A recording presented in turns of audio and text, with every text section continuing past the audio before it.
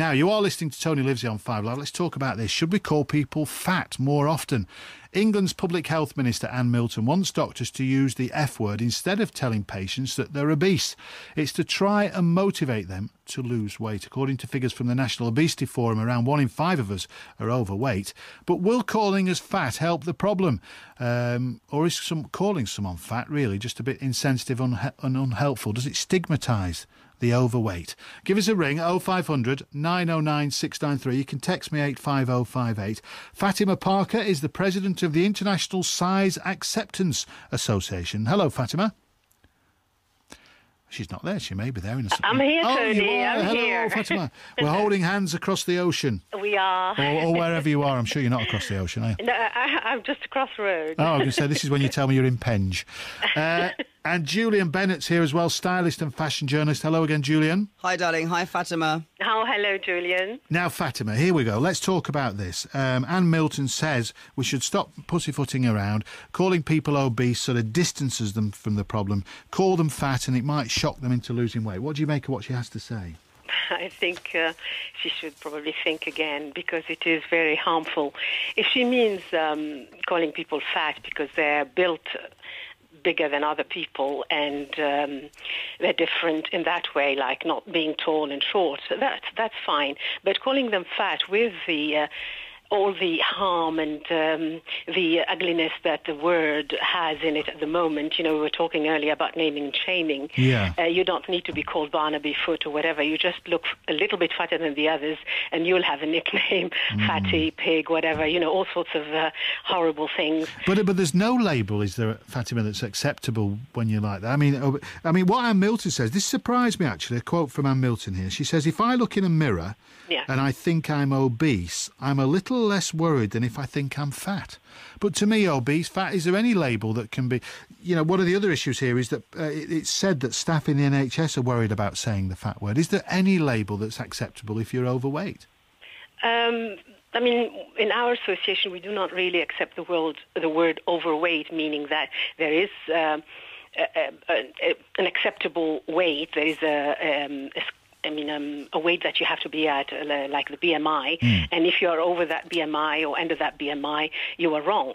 That we do not accept because people come in all shapes and sizes, and what we want to say is if people have an unhealthy lifestyle, we have to point that out, not because they're different in the build of their body. Okay, give us a call, 0500 909 693. Does this strike a chord with you?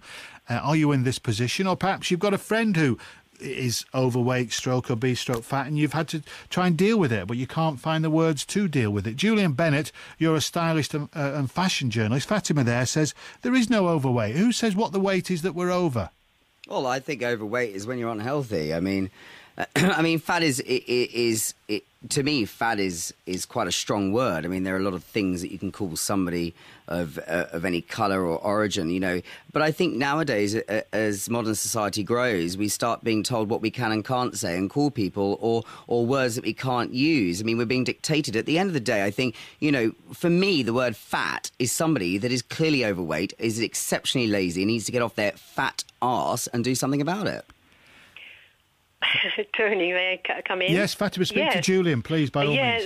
Julian, I mean, who made the word fat to be... I mean, isn't fat a descriptive? Isn't it meaning that someone who is bigger, you know, like has more maybe fat cells than someone who is slim or someone who is thin?